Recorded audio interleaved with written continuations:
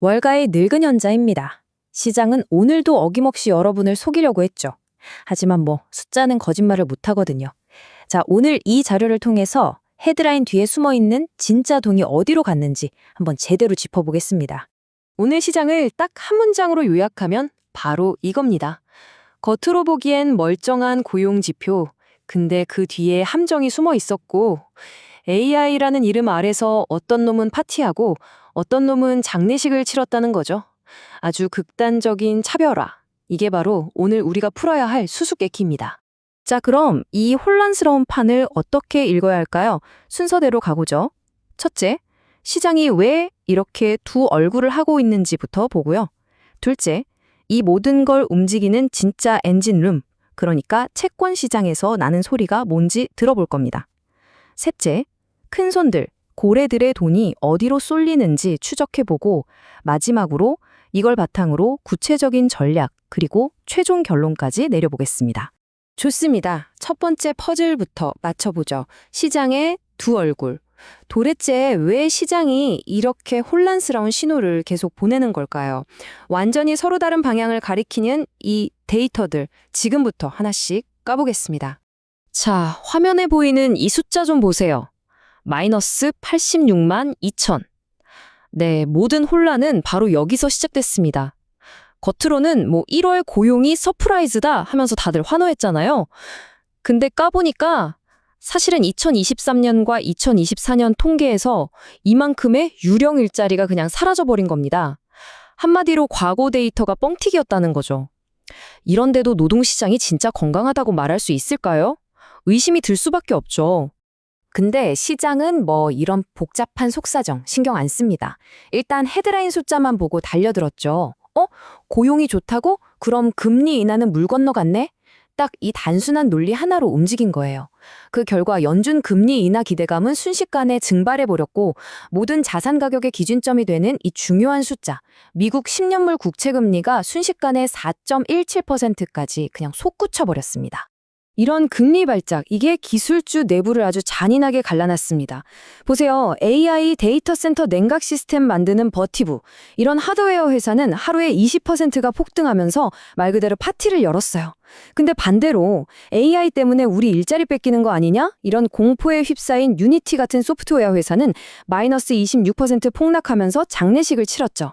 똑같은 AI라는 이름 아래서도 누구는 천국 가고 누구는 지옥 가는 겁니다. 운명이 이렇게나 극명하게 갈리고 있어요. 자, 그럼 이 난장판의 진짜 원인이 뭘까? 이걸 알려면요, 이제 배의 화려한 갑판 위에서 놀 게 아니라 저 밑에 시끄러운 엔진실로 한번 내려가 봐야 합니다. 거기가 어디냐? 바로 채권 시장입니다. 결국 모든 건 금리가 결정하거든요. 자, 이 그림이 모든 걸 설명해 줍니다. 아주 명확한 연쇄 반응이에요. 따라와 보세요. 첫째, 겉보기에 강해 보이는 고용 보고서가 딱 나옵니다. 그럼 둘째, 연준이 금리 빨리 안 내리겠네 하는 기대감이 싹 사라지죠. 셋째, 그럼 자연스럽게 국채 금리가 치솟고요. 마지막으로 어떻게 되겠어요? 미래의 수익을 할인해서 현재 가치를 매기는 고성장 기술주들, 이 주식들의 밸류에이션이 그냥 박살이 나는 합니다. 정말 교과서에 나올 법한 흐름이죠. 이게 바로 경험이 좀 부족한 투자자들이 딱 걸려들기 좋은 전형적인 불트랩입니다. 강세장 함정이죠. 헤드라인 뉴스만 보고 와 좋다 하면서 섣불리 뛰어들었다가 그 뉴스 뒤에 숨어있는 진짜 의미, 즉 금리가 더 높아진다는 이 폭탄을 맞고 그대로 물려버리는 겁니다. 월스트리트의 생각이 얼마나 드라마틱하게 바뀌었는지 한번 보세요. 불과 얼마 전까지만 해도 6월에는 금리 내리겠지? 이 확률이 79%였어요. 근데 지금은 어떻습니까? 59%까지 수직 낙하했습니다. 심지어 지금 월가에서는 올해 금리 인하 아예 없을 수도 있겠는데? 하는 제로컷 시나리오까지 슬슬 나오고 있다니까요. 분위기가 완전히 180도 바뀌어버린 겁니다. 자, 그럼 이런 혼란스러운 상황에서 진짜 큰 손들, 우리가 고래라고 부르는 이 기관 투자자들의 돈은 대체 어디로 가고 있을까요? 그 돈의 흐름을 한번 추적해 보겠습니다. 돈의 흐름은 아주 명확하게 보입니다. 소프트웨어 쪽에서 빠져나온 돈이 어디로 갔냐? AI, 하드웨어, 인프라, 그리고 의외로 에너지 같은 구경제, 올드 이코노미 섹터로 거대한 자금 이동이 일어나고 있어요. 에너지 섹터가 하루에 2.59%나 올랐습니다. 이건 뭘 의미하냐면 시장이 이제 화려한 꿈 이야기보다는 당장 눈앞에서 돈을 버는 그런 현실적인 곳에 베팅하고 있다는 뜻입니다. 짝 이 두 종목을 보면 지금 시장이 얼마나 무자비하게 옥석을 가리는지 알 수 있습니다. 자, 마이크론 보세요. 공급이 부족하다는 헛소문이 도니까 CEO가 직접 나서서 아니다 라고 한마디 했어요. 그 말 한마디에 주가가 10% 가까이 폭등하면서 공매도 세력들 다 박살 내버렸죠. 근데 반대로 로빈후드는 어떻습니까?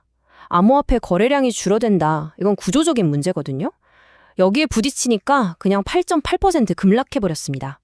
강한 스토리를 가진 놈과 약한 스토리를 가진 놈의 차이가 이렇게나 극명하게 드러나는 겁니다. 제너럴 애틀랜틱 CEO 빌 포드의 이 말이 핵심을 정확히 꿰뚫습니다. 거대 기술 기업들은 말로 떠드는 게 아니라 지갑으로 투표하고 있다. 이게 무슨 말이냐? 그들이 쏟아붓는 어마어마한 설비 투자, 그 자체가 앞으로 주문형 지능, 즉 AI에 대한 수요가 무한할 거라는 확신의 증거라는 거죠. 기관 투자자들이 왜 그렇게 AI 인프라에 돈을 쏟아붓는지 바로 이겁니다. 자, 분석은 이쯤 하고요. 이제부터가 진짜 실전입니다. 전략이죠. 곧 발표될 소비자 물가지수 CPI 데이터를 가지고 우리가 어떻게 움직여야 할지 구체적인 시나리오별 대응 전략을 한번 짜보겠습니다. 첫 번째 시나리오, 골디락스가 돌아오는 겁니다. 만약에 금요일에 나올 CPI 데이터가 예상보다 시원하게 낮게 나와요. 그리고 10년물 국채금리가 4.1% 아래로 안정적으로 내려온다. 이건 인플레이션 걱정 이제 좀 덜어도 되겠다는 아주 좋은 신호입니다. 이럴 땐 어떻게 해야 할까요? 그동안 두들겨 맞았던 괜찮은 소프트웨어 주식들 아니면 중소형주 쪽 비중을 늘려볼 만한 타이밍입니다. 반대 경우도 있겠죠. 시나리오 B. 인플레이션 공포가 다시 불타오르는 겁니다. CPI가 예상보다 뜨겁게 높게 나와요. 그러면서 10년물 금리가 4.2%라는 저항선을 그냥 뚫고 올라가 버린다. 이건 비상벨이 울리는 겁니다. 바로 방어태세로 전환해야죠. 기술주 비중 줄이고 현금부터 챙기세요. 그리고 그 돈으로 에너지나 원자재, 방어주 쪽으로 피신해야 합니다. 그리고 우리가 항상 머릿속 한구석에 넣어둬야 할 테일 리스크가 하나 있습니다. 바로 중국의 미국 국채 공격입니다. 경제 데이터랑은 아무 상관없이 중국이 어떤 정치적인 이유로 작정하고 미국 국채를 시장에 내다 던지면 이건 정말 시장에 큰 충격을 줄 수 있습니다. 물론 확률은 낮아요. 하지만 기관들은 항상 주시하고 있는 일종의 블랙스완 시나리오라고 보시면 됩니다. 자, 이제 결론을 내릴 시간입니다.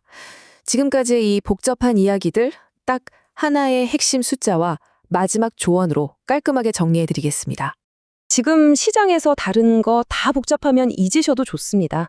우리가 딱 하나, 눈에 불을 켜고 봐야 할 숫자는 바로 이겁니다. 4.2%.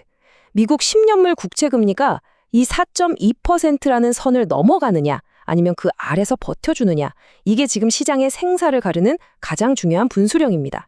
마지막으로 제 조언 하나 드리고 마무리하겠습니다. 잘 들으세요. 시장은 뉴스에 환호하는 척 연기하지만 진짜 돈은 금리를 두려워합니다. 그러니까 화려한 포장지, 그럴듯한 이야기에 속지 마시고 진짜 현금이 어디서 도는지 캐시플로우를 확인하세요. 그리고 기억하십시오. AI는 모든 배를 다 띄워주는 그런 잔잔한 밀물이 아닙니다. 준비된 배만 들어올리는 아주 거대한 파도일 뿐입니다. 자, 지금 돈의 흐름이 소프트웨어에서 하드웨어로, 성장주에서 가치주로 넘어가고 있습니다. 이 거대한 파도 앞에서 여러분의 포트폴리오는 과연 올바른 쪽에 서 있는지 오늘 한번 점검해 보시기 바랍니다.